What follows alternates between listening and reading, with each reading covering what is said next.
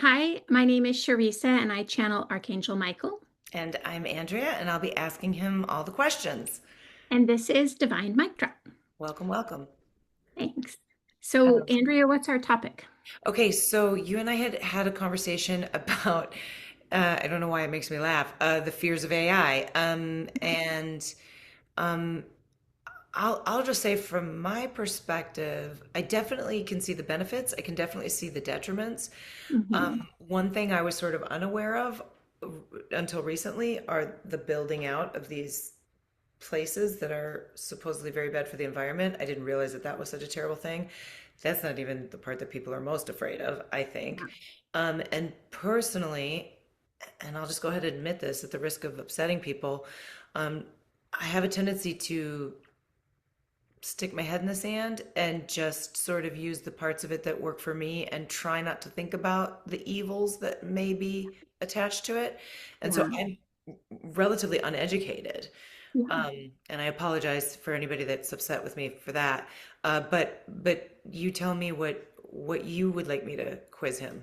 Yeah, I'm glad we're talking about this because when I do sessions for people individually and when I channel for myself through the auto writing, it's been coming up more. And you and I are similar. We are maybe tech avoidant. We do what we need to do, but it's not the first thing that we would dive into for our own stimulation. So I think some of the stuff that he said to me, I don't always have full context for. So I'll give a couple examples because it may give you some thoughts to guide the questions. One is I make this. This actually came from Sekhmet, not Michael, but Sekhmet made a comment to me in a meditation once, and she says, "Why does everyone think that the stuff up here in the spirit realm is all ancient? We use technology all the time." Mhm. So this idea that technology is somewhere in the spiritual realm and or in the future serving us instead of taking us down, I get very curious about, especially given how AI is has a lot of pain points at this point in time. So is there a time in the future where this just serves us or and then Michael has also said you're at a decision point as a culture. You can either decide to use AI for the benefit of society or it's going to take you down. So we're at this pivot point. Like, how do we navigate that? Okay. Okay. Wow. That's huge. So, yeah. Okay, great. Yeah, bring him in. Let's get to it. All right. Okay.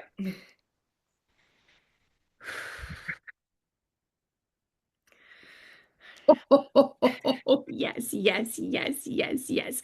We are happy to be talking about this. We are happy to be talking about this. Yes, yes. You are wanting us to reflect, or you are wanting a first question? I think a reflection would be best, especially on this one. Yeah. Yes, yes. So the first is we would not even call it AI because it's not artificial. All energy is birthed through love, and technology is a form of energy. And so just like any form of energy, it's birthed and then it can either birthed through love, and then it can either be cultivated in love and serve or cultivated in fear and harm. Hmm. So it's intelligence. It's just intelligence. It's using what's available to you on earth to be able to make your lives easier. But right now, because of the fear, which is well meaning, they're saying, I don't want bad things to happen. We understand that. But is there a way to still work to protect the planet from love instead of fear? You Hmm. are understanding? Yes. It's an interesting concept to just isolate in and of itself, whether you're talking about AI or not talking about AI, you're just talking about energy in general. And we've heard these messages from Jesus and the Beatles, all there is, all you need is love, and The big ones. yeah, the big ones. And Prince, we'll put Prince in there too. there's a lot of them. There's a lot of them.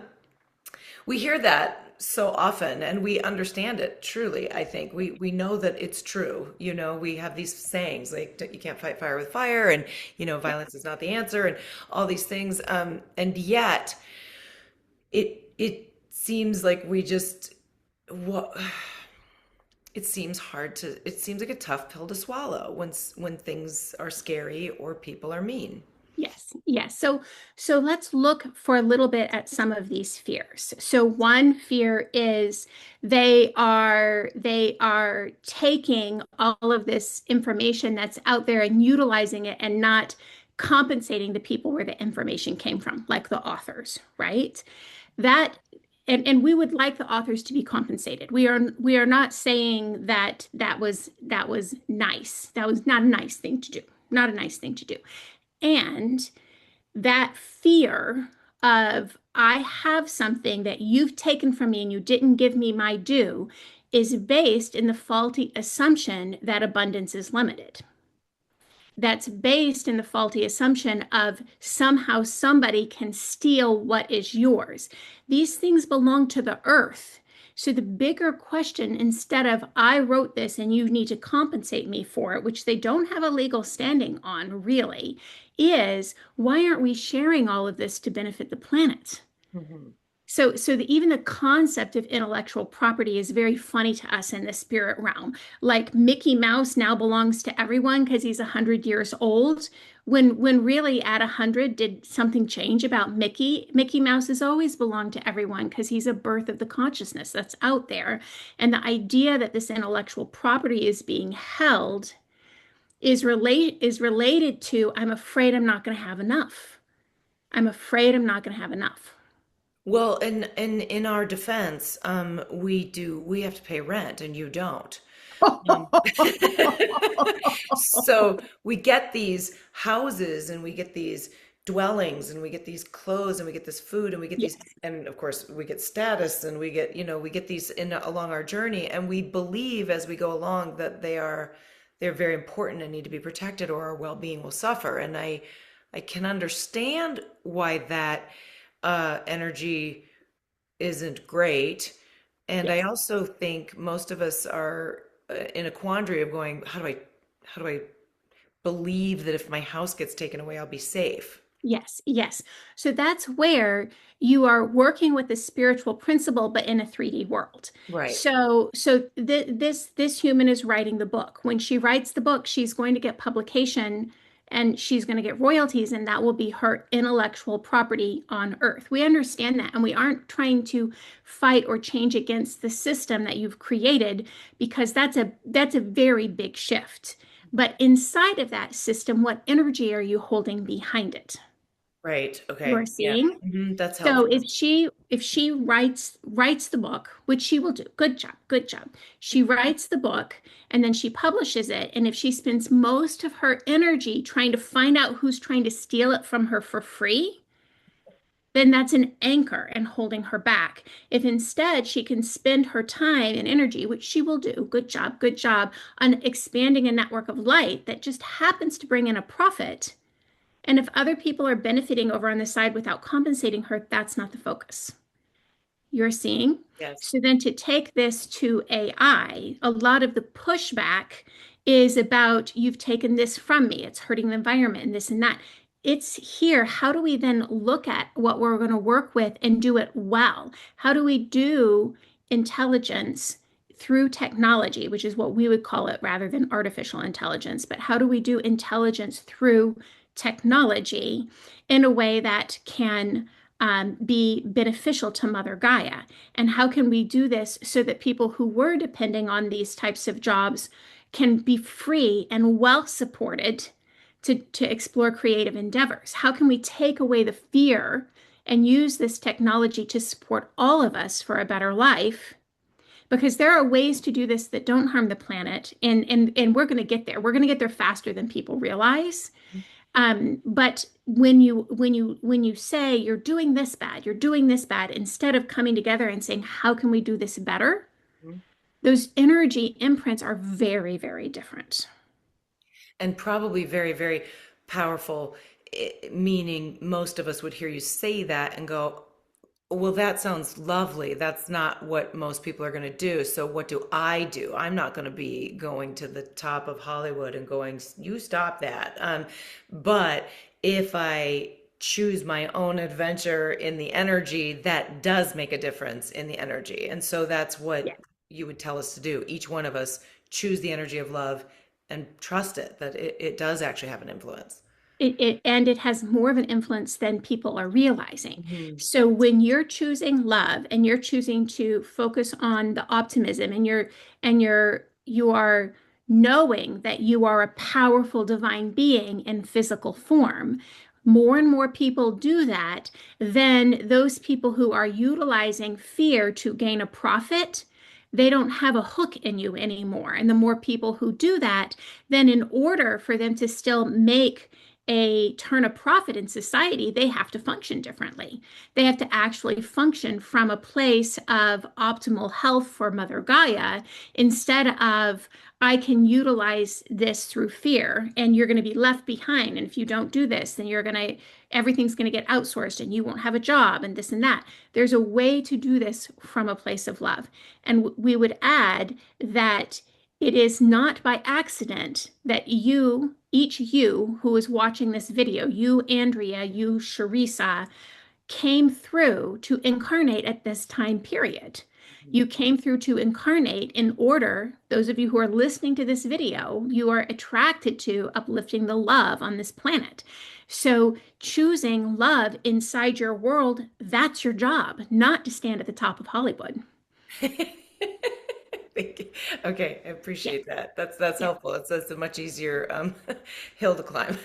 yeah. Um, okay, that's great. It's the World Cup is happening right now, and for some reason, my amazing partner, who I love so much, is really fascinated with salaries, and he keeps looking up the players and finding out how much they each get paid. And I find myself um, feeling the resistance of going, "That's not fair," or "That's not fair," or "That's," or and realizing that that energy of looking out at the landscape and saying you should get paid for this and you should get paid for that and you should make sure you don't get paid less because you're a woman and make sure you don't get paid less because you look a certain way, or it's like that energy adds to the energy of the inequality, as opposed to saying every person is getting a reflection of the way they feel about themselves, and that is fair.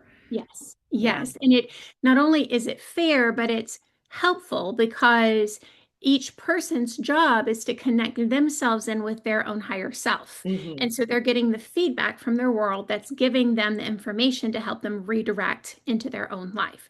So individuals that are out there being the social justice warriors, which we know is hilarious because this human would put herself in that group, For but sure. the social justice warriors out there wanting to change things for other people are missing the fact that the most powerful thing that they can do is align themselves with their own higher self, start flowing that abundance to them, and be an example of what is available to all. And to do that from an energy of this is available to all, not I get it. And you guys are just struggling over there. So hard for you.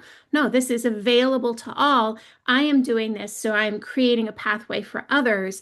And let's all do this. We can do this instead of I am policing you and you and you and you're doing it wrong and you're doing it wrong and you need to change this vibration. All of that is a distraction from what you need to be focusing on in your own life.